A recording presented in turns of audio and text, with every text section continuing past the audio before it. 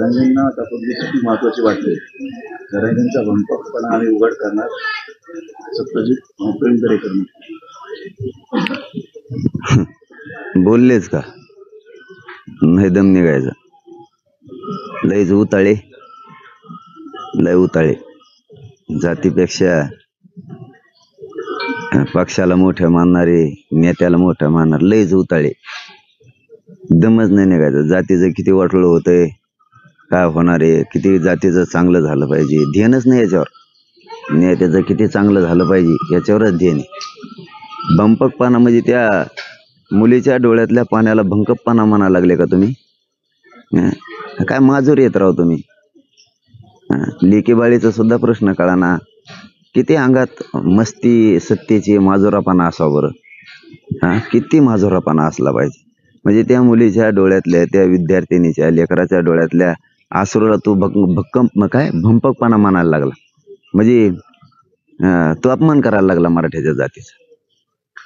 अरे ज्येष्ठ नेता, किती काय बोलावं आपण, काय करावं, काय लेकराच्या डोळ्यात आसरू येतं, कशासाठी येतं.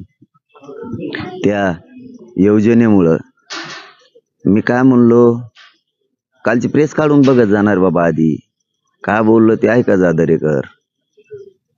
तर कसं झालं ते घसरगुंडीहून घसरून पाडून खेळ झालेला तो सध्या. ते ध्येय एकच, फक्त भाजप आणि देवेंद्र फडणवीस एवढंच. अरे दादा काय म्हणलो आम्ही, पुरं ऐकत जा. त्या योजना चांगली हे सुद्धा शब्द वापरलेला आहे मी. पण द्यायला होकार आहे का, लेखी घ्या त्यांचं, ते आपण विचारत नाही. उद्धवजी ठाकरे साहेबांची तयारी आहे का ओबीसीतनं आरक्षण द्यायला, ते आपण विचारत नाही. त्यांचं लेखी मागत नाही. काँग्रेसच्याही बाबतीत तीच भूमिका.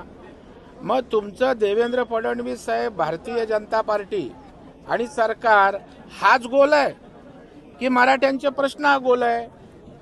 आता तुमच्या सगळ्या विषयासंदर्भात सरकार सकारात्मक आहे. मुख्यमंत्री स्वतः संवेदनशील आहेत. तुमचा देवेंद्रजींवर विश्वास नाही ना. मुख्यमंत्री त्या ठिकाणी बोलत आहेत, त्यांचे मंत्री आपल्याकडे येत आहेत, त्यांच्यावर तर विश्वास ठेवा. आणि या प्रश्नांसंदर्भात आम्ही तुमच्या सोबत आहोत. फक्त तुम्ही राजकारण करू नका एवढंच मागणं आहे. आता तुम्ही आंतरवाली सराटीत बसणार छत्रपतींच्या पुतळ्याखाली आणि तिथं प्लॅनिंग कसलं करणार, उपोषण